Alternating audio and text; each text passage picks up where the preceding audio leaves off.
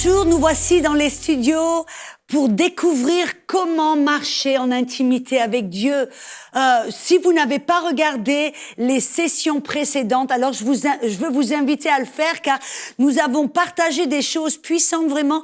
Nous avons construit une fondation sur laquelle nous pouvons maintenant marcher pour nous rapprocher du Père le plus près possible, pour avoir une intimité avec un Dieu qui nous aime. C'est vrai, nous avons découvert la session précédente que nous devons apprendre à nous voir en esprit parce que Dieu est esprit et nous devons apprendre à connaître vraiment le Père.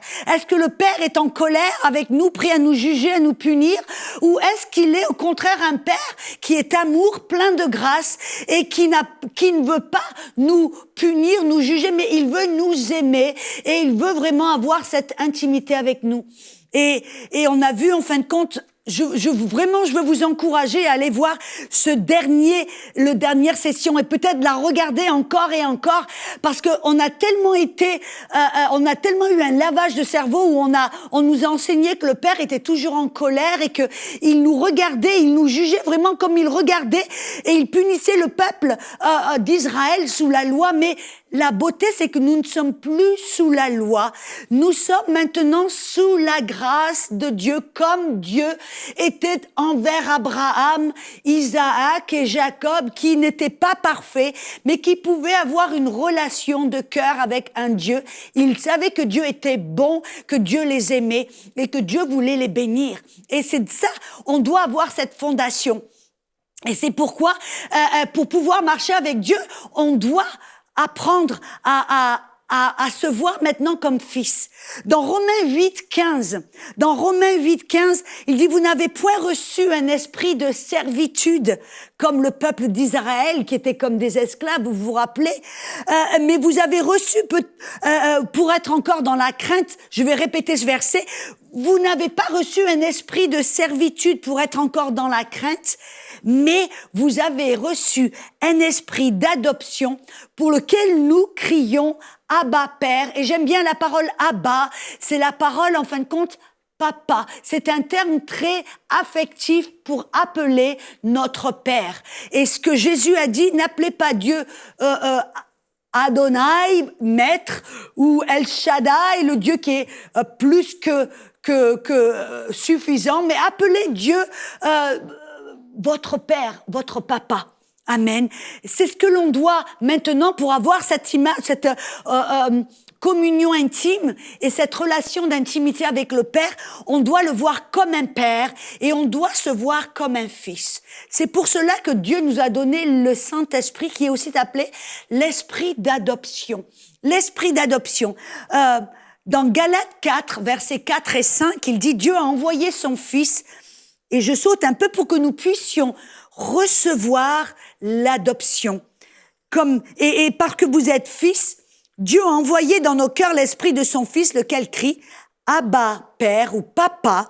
Ainsi, tu n'es plus un esclave comme les enfants d'Israël sous la loi, mais tu es un fils. Et vous savez, la vérité, c'est que Romains 8, 19 nous dit que la création entière attend avec un ardent désir la révélation des fils de Dieu. Toute la création entière attend que vous et moi, nous commencions à marcher comme fils de Dieu, non plus comme des esclaves sous la loi, non plus comme des petits-enfants, non, mais qu'on commence à se voir dans l'esprit comme des fils de Dieu. Parce que vous savez la vérité, j'ai vu ça, que très souvent quand on voit des gens comme Moïse ou Abraham ou Élie, on les voit comme des êtres d'une catégorie supérieure, on les met sur un piédestal, mais nous on se voit comme des petits chrétiens, un petit peu impuissants, en qui le Père ne peut pas vraiment faire confiance, bref. On se voit très inférieur et pas à la hauteur. Mais vous savez ce que Jésus a déclaré aux disciples? Ils leur ont dit, dans Matthieu 11, il dit, il n'y a pas eu d'être aussi important et puissant que Jean le Baptiste. Ça veut dire que Moïse, Abraham et Élie et tous ceux, les prophètes qui étaient venus avant Jean le Baptiste étaient en fin de compte inférieurs à Jean le Baptiste. Il me dit, mais quiconque est né dans le royaume de Dieu est bien supérieur à Jean le Baptiste. Vous savez qu'est-ce que ça veut dire que vous et moi, nous sommes supérieurs et à Jean le Baptiste. Pourquoi? Parce que nous sommes recréés à l'intérieur. Nous sommes maintenant des fils de Dieu. Nous ne sommes plus des esclaves et nous ne sommes pas seulement des serviteurs de Dieu. Nous sommes maintenant des fils de Dieu. Dieu vous voit, vous et moi, comme ses propres fils. C'est pour ça qu'il a envoyé le Saint-Esprit, l'Esprit d'adoption, pour que vous et moi, nous puissions recevoir cette adoption, qu'on puisse commencer à se voir comme des fils de Dieu qui ont une relation d'intimité avec le Père. C'est tellement puissant. Et qu'est-ce que ça veut dire pour nous? Vous voyez, Jésus était le premier fils, le fils de Dieu. Et nous ne prétendons pas être dans, le fils de Dieu. Non, Jésus était le premier-né d'entre les morts et nous sommes maintenant nés de nouveau, ressuscités en Christ, élevés en Christ à la droite du Père. Et maintenant, lui était le premier-né, nous sommes des nés de nouveau. Ça veut dire qu'il était le Fils de Dieu et nous sommes les fils de Dieu. Et écoutez un petit peu ce que Jésus a dit. Il dit dans Matthieu 3, 17, Jésus a dit « Celui qui est mon fils, celui-ci est mon fils bien-aimé ». Vous vous rappelez quand Jésus était dans la rivière du Jourdain, que les cieux se sont ouverts et que le Père a parlé. Alors, le Père, qu'est-ce qu'il a dit? Il a regardé Jésus, il dit « Celui-ci est mon fils bien-aimé, en qui j'ai mis toute mon affection ». Dans Jean 3, 35, il a dit, en parlant de Jésus, le Père aime le Fils et il a remis toutes choses entre ses mains. Jean 5, 20, le Père a dit, le Père aime le Fils et lui montre tout ce qu'il fait. Vous voyez, c'était comme ça que le Père voyait et regardait Jésus, son Fils bien-aimé. Mais vous savez qu'est-ce que Jésus, avant de repartir vers le Père, et vous vous rappelez, il a dit à Marie, va dire aux disciples que je vais vers mon Père et votre Père, mon Dieu et votre Dieu. Maintenant, nous sommes fils de Dieu, il est notre Père, et Jésus a dit, le Père lui-même vous aime, parce que vous m'avez aimé. En d'autres mots, maintenant le Père nous voit comme il voit Jésus. Il nous aime comme il aime Jésus. Il nous met toutes choses entre nos mains comme il l'a fait avec Jésus. Il nous fait confiance avec toutes choses comme il a fait à Jésus. Parce que nous sommes maintenant ses fils bien-aimés. Oh, j'espère que vous comprenez, que vous voyez ça. Vous n'êtes pas un être insuffisant et sans importance. Non, vous êtes maintenant un fils de Dieu.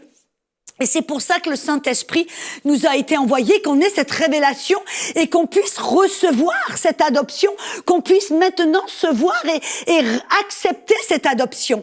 Mais vous savez, quand on parle d'adoption, on imagine tout de suite que c'est un petit orphelin abandonné dans les rues peut-être, qui a été rejeté par sa famille et par ses parents, et que une famille bienveillante dit, moi je vois ce petit garçon ou cette petite fille abandonnée, je vais la recevoir, je vais l'adopter.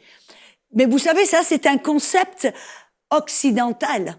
Mais dans la Bible, qui est un livre oriental, l'adoption, et dans la culture juive, l'adoption veut dire quelque chose de tout à fait différent.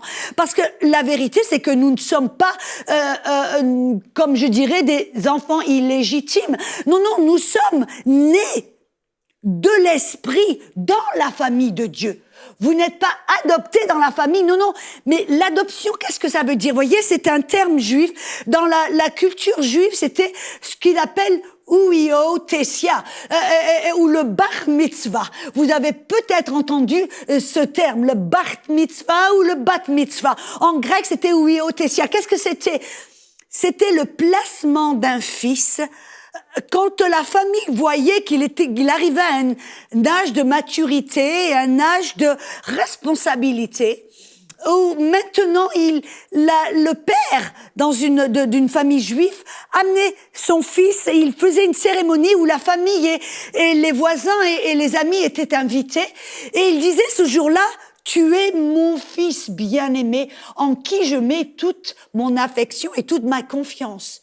Et à ce moment-là, quand l'enfant recevait l'adoption, Ça voulait dire que le père le mettait dans une position maintenant non seulement de faveur, c'est-à-dire que maintenant l'enfant avait droit à l'héritage familial, et c'était une position aussi de confiance, c'est-à-dire que maintenant le père ne le voyait plus comme un enfant, mais il le traitait comme un adulte, et il lui faisait confiance avec l'entreprise familiale et l'invitait des fois à prendre certaines décisions pour l'entreprise familiale.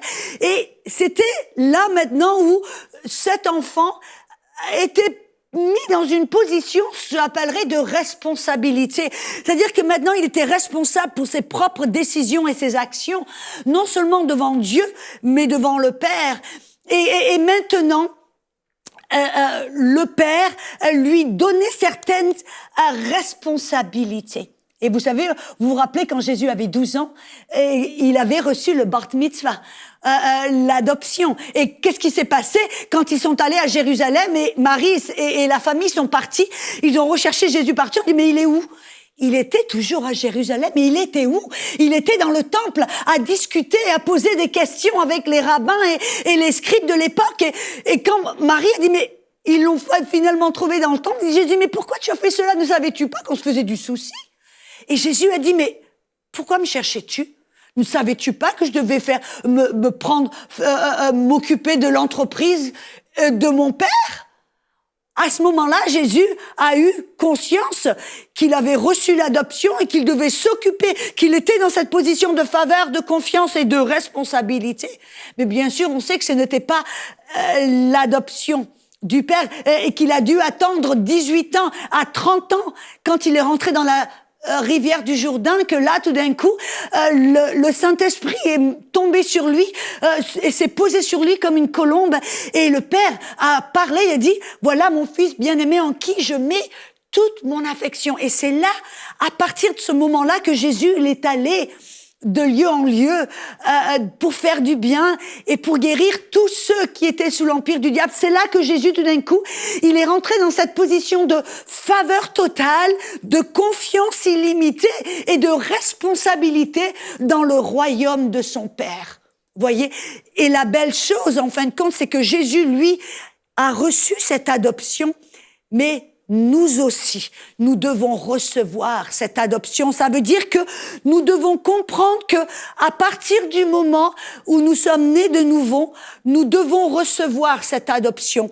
En sachant que maintenant, nous ne sommes plus des serviteurs, des esclaves, mais nous sommes des fils de Dieu en qui le Père met toute son affection, en qui lui confie toutes choses, amen, et qui lui donne tout ce qui lui appartient. En d'autres mots, maintenant, nous rentrons dans cette position, Dieu nous met dans cette position de faveur et d'amour inconditionnel. C'est-à-dire que avant que Jésus ait fait quoi que ce soit, le Père a dit, je mets sur toi toute mon affection, je te fais confiance, je t'aime et tu es responsable pour le royaume de Dieu. Vous voyez, avant que Jésus ait fait quoi que ce soit, qu'il ait prouvé au Père quoi que ce soit, le Père lui a donné inconditionnellement sa faveur et sa confiance.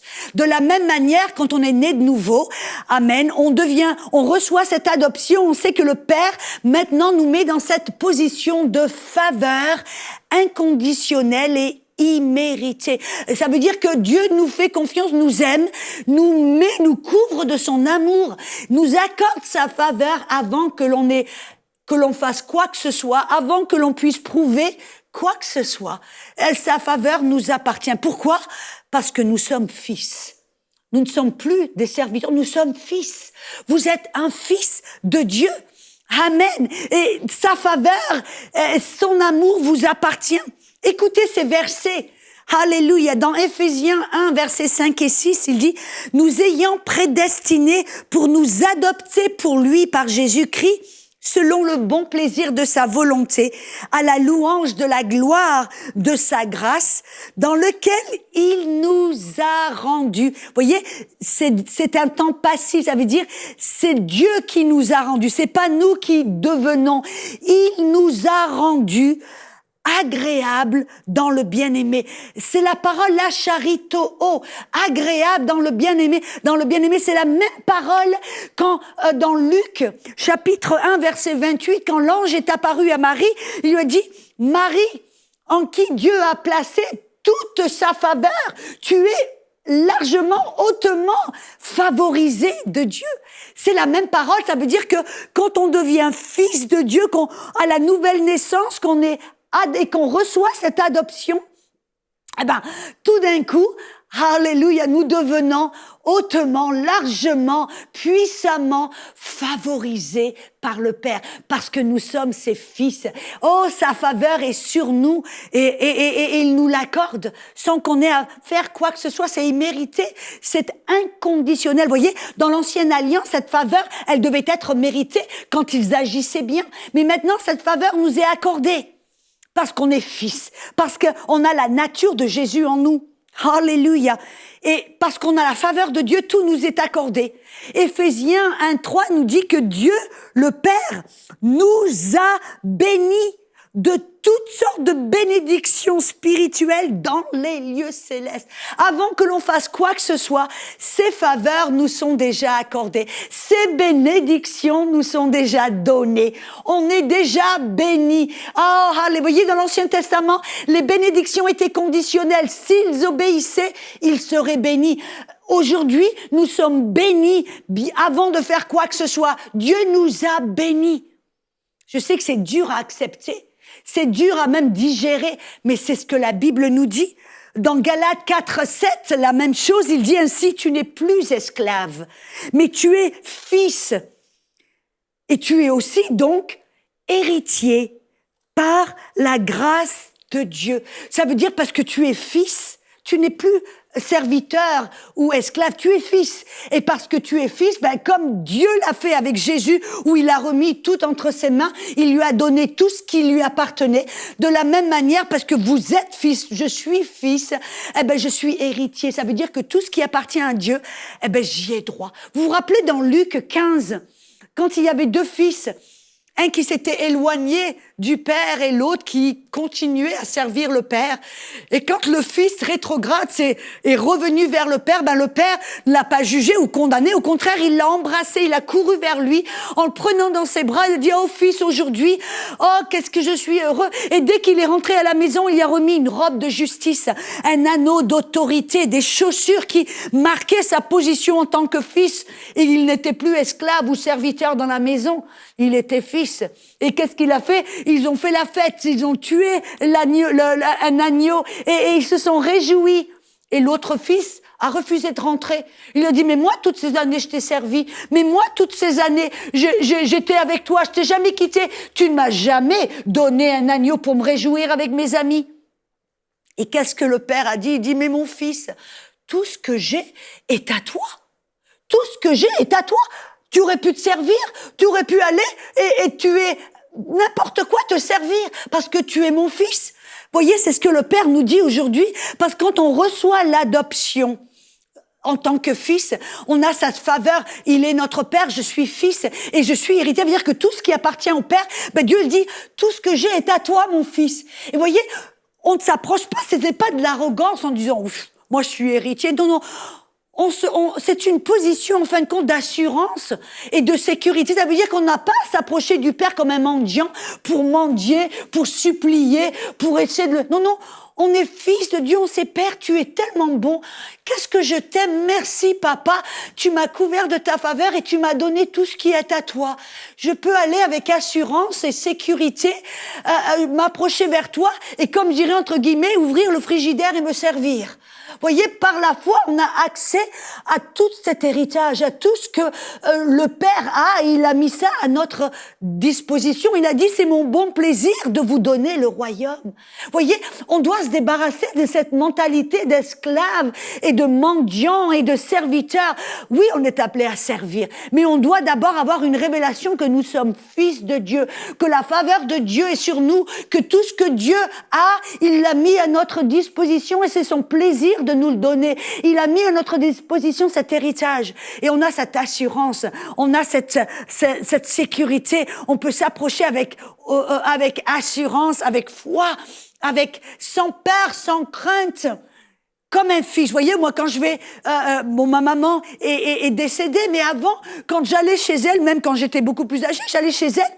Et vous voyez, parce que j'étais sa fille, ben, j'allais dans la cuisine, j'ouvrais le frigidaire et j'allais me servir. Je lui demandais même pas, en fin de compte. J'avais cette assurance, j'avais cette confiance, j'avais presque cette audace. Mais c'était pas, vous voyez, je n'ai jamais été pour mendier. Oh maman, s'il te plaît, est-ce que je pourrais avoir du chocolat ou manger quelque chose? J'ai vraiment... Non, j'ai ouvert le frigidaire, je me servais parce que j'avais cette assurance qu'elle était ma mère, j'étais sa fille. Et j'avais ce droit, en fin de compte, c'était un droit un petit peu qui n'était pas déclaré, ou c'était un peu... Mais il y avait cette assurance dans mon cœur que, parce qu'elle était ma mère, elle ne me refuserait rien. Et ce qui lui appartenait, ben, je pouvais m'en servir. Voyez? Et c'est ça. Le Père, ce n'est pas de l'arrogance, de l'orgueil, non, c'est une assurance, une sécurité de notre cœur, parce que Dieu est notre Père. Il nous aime et il nous a couverts de sa faveur et il nous a donné tout ce qui lui appartient, toutes ses bénédictions. Il nous les a déjà données. Oh, alléluia. C'est tellement puissant. Et voyez, en fin de compte, c'est exactement ce que Dieu avait fait au début avec Adam. Quand Dieu a créé Adam en son image, et il l'a créé, en fin de compte, Adam était le fils de Dieu. Un fils de Dieu, c'était sa première création. Et il lui a tout donné, il lui dit, Adam, voilà, je te donne tout. J'ai créé ce jardin, la terre, j'ai tout mis à ta disposition, je t'ai tout donné.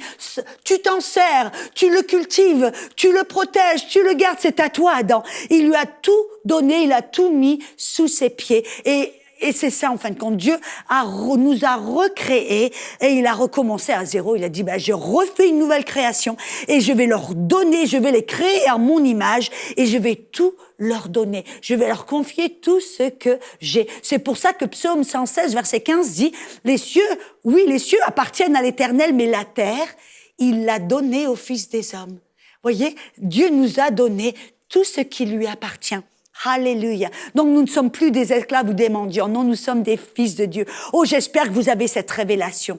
Et finalement, on a vu que pour recevoir l'adoption, non seulement on sait qu'on est favorisé, on a cette position de faveur envers le Père où il nous a donné tout ce qui lui appartient, mais le Père nous fait confiance. Qu'est-ce que ça veut dire? Il ne nous traite plus comme des petits-enfants ou comme des esclaves. Dieu nous fait confiance. Dans Romains 7, verset 6, on l'a vu précédemment, mais je vais répéter. Il dit, maintenant nous avons été dégagés de la loi, étant morts à cette loi sous laquelle nous étions retenus, de sorte que nous puissions servir dans un esprit nouveau et non selon la lettre qui a vieilli. Nous voyons que maintenant nous pouvons servir Dieu dans un esprit nouveau. Il nous a dégagés de la loi. Quand vous lisez, bon, on n'a pas beaucoup de temps, mais quand vous lisez par exemple dans Galates 3, commençant dans le verset 23-26, il dit, avant que la foi vînt, nous étions enfermés sous la garde de la loi en vue de la foi qui devait être révélée. Ainsi, la loi était comme un pédagogue pour nous conduire à Christ, afin que nous fussions justifiés par la foi. Et la foi étant venue, nous ne sommes plus sous ce pédagogue, entre guillemets, la loi. Et dans le chapitre 4, verset 1 à 7, il dit, alors aussi longtemps que l'héritier est enfant ou sous la loi, sous ce pédagogue, il ne diffère en rien d'un esclave, quoiqu'il soit le maître de tout. Mais il est sous des tuteurs, des administrateurs jusqu'au temps marqué par le Père. Nous aussi, de la même manière, nous étions retenus sous les rudiments du monde. Mais lorsque les temps ont été accomplis, c'est quoi? Quand Jésus est venu. Amen. Quand Jésus est venu, il a envoyé son fils né d'une femme afin qu'il rachetât tous ceux qui étaient sous la loi, afin que nous reçussions l'adoption. Et parce que vous êtes fils, Dieu a envoyé dans vos cœurs l'esprit de son fils, lequel crie Abba ou papa. Ainsi, tu n'es plus esclave, mais tu es fils. Et si tu es fils, tu es héritier de tout. On voit là qu'il y a un parallèle on voit que celui qui est sous la loi, il est comparé à un enfant sous des tuteurs, sous des administrateurs. Mais il dit que celui maintenant qui est en Christ, il n'est plus comme un enfant, il est en fin de compte comme un adulte, à le dégager de la loi. Ça veut dire que maintenant, quand nous recevons l'adoption, nous sommes dégagés de la loi, nous ne sommes plus sous la loi, sous des pédagogues, sous des tuteurs. Nous sommes plus des enfants, mais nous sommes comme des adultes. Ça veut dire que maintenant, Dieu nous voit comme des adultes. Il nous traite comme des adultes. Il agit envers nous comme des adultes. Il nous considère comme des adultes. Qu'est-ce que ça veut dire? Vous voyez, en fin de compte, comment est-ce que vous traitez un enfant? Comment est-ce que vous traitez un adulte? Dans l'Ancien Testament, sous la loi, Dieu traitait le peuple d'Israël comme des esclaves, on a vu, ou comme des enfants. Comment est-ce que vous traitez un enfant? Pour le protéger, pour essayer de l'entraîner, pour essayer de l'éduquer, vous devez lui mettre certaines limites. Tu lui dis, tu dois te laver les dents tous les soirs avant de te coucher. Si tu ne te laves pas les dents, tu auras une fessée. Si tu te laves les dents, samedi, maman te laissera regarder tes dessins animés favoris. Qu'est-ce que c'est ça? Vous voyez, un enfant, vous essayez de le motiver avec la punition ou la récompense. Ça ressemble à quoi ça? La loi, n'est-ce pas? Si vous agissez bien, vous serez bénis. Toute la liste des bénédictions. Si vous agissez mal et que vous désobéissez, vous serez punis. Comme la fessée. En fin de compte, là, la loi, c'était comme le peuple d'Israël était traité comme des enfants. Mais maintenant qu'on est dégagé de la loi, que nous ne sommes plus considérés comme des enfants, nous sommes maintenant fils de Dieu, nous avons reçu l'adoption. Ça veut dire que Dieu maintenant nous fait confiance. Il agit envers nous, il nous considère comme des adultes. Comment est-ce que vous avez un enfant qui a grandi, qui est maintenant adulte? Comment est-ce que vous allez agir avec cet enfant qui est adulte? Vous voyez, quand il avait 8 ans, vous allez dire, brosse-toi les dents, ou regarde avant de traverser la rue. Si tu désobéis, fessée. Si tu obéis, tu auras une sucette. Amen. Mais maintenant, est-ce que vous allez agir de la même manière avec votre enfant qui maintenant peut-être a 30 ans, ou qui a peut-être 35, 40 ans? Non, vous n'allez pas lui dire, est-ce que tu t'es brossé les dents? Ou est-ce que tu as regardé avant de traverser la rue? Et vous voyez, maintenant, en tant qu'adulte, en tant que fils, vous n'allez pas penser, je dois me brosser les dents parce que sinon, je vais avoir une fessée. Ou je veux me brosser les dents, comme ça, j'aurai une sucette. Non! Vous faites ce que vous faites parce que maintenant, vous avez compris, vous êtes adulte. Votre cœur, maintenant, comprend que je dois faire ces choses parce que c'est ce qui est bien pour moi. Si je me lave pas les dents, elles vont pourrir. Si je ne regarde pas avant de traverser la rue, je vais me faire écraser. Voyez? C'est comme ça qu'un adulte pense. Et comment est-ce le parent d'un adulte va agir avec cet enfant? Quand il était petit, c'était fessée, récompense, punition. Mais quand il a grandi, il parle avec son enfant adulte, qui peut-être maintenant a 30 ans, 40 ans, avec sa parole. Il le conseille, il lui parle, il essaie de lui montrer le bon chemin. Et voyez, maintenant, en tant qu'adulte, c'est comme ça que Dieu nous voit. Il nous fait confiance, en fin de compte. Il nous traite comme des adultes et il nous fait confiance pour prendre les bonnes décisions. Pourquoi? Parce que maintenant, Dieu a changé notre cœur. Voyez, dans votre esprit, vous ne voulez pas pécher. Dans votre esprit, vous ne voulez pas, vous voulez marcher d'une manière agréable. Donc maintenant, Dieu a changé votre cœur et Dieu maintenant peut vous faire confiance. Quand vous êtes fils de Dieu, Dieu ne nous motive plus avec la punition et avec la bénédiction, avec le châtiment et avec la récompense. Non, Dieu nous conseille, nous dirige, nous protège, nous montre avec la parole et avec son Saint-Esprit. Oh, Dieu nous fait confiance pour prendre de bonnes décisions. Parce que Dieu a changé notre cœur. Alléluia. Oh, gloire à Dieu. On va revenir dans la session prochaine pour voir un petit peu comment est-ce qu'un fils de Dieu est supposé marcher. Parce qu'après tout, maintenant, nous sommes fils de Dieu, en qui Dieu a donné toute sa faveur et à qui il fait confiance. Alors, si Dieu vous fait confiance, comment est-ce qu'un être en qui on fait confiance va marcher? Revenez bientôt, on va en découvrir plus. Cette émission est rendue possible grâce au précieux soutien des partenaires d'Enseigne-moi Canal International. Retrouvez tous nos programmes sur emcitv.com.